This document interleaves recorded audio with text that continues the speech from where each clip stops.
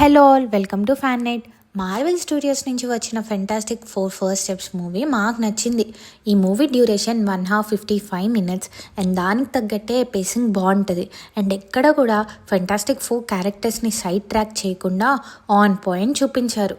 Fantastic ఫోర్లో super heroes వచ్చేసి Mr fantastic played by Pedro Pascal, invisible woman by Vanessa Kirby, human torch by Joseph Quinn and the thing by Ebon Moss. Main లీడ్సే కాకుండా silver సర్ఫర్గా Julia Garner and గ్యాలక్టస్గా Ralph Fiennes కూడా కరెక్ట్గా set అయ్యారు. ఈ movie 1960s earth 828లో set అయి ఉంటుంది.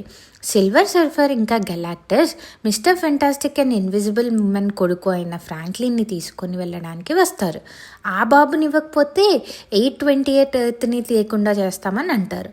గెలాక్టస్ ఆ బాబుని తీసుకొని వెళ్ళాడా లేదా అన్నదే ప్లాట్. ఇదంతా మీకు ట్రైలర్లోనే ఉంటుంది, సో నో స్పాయిలర్స్.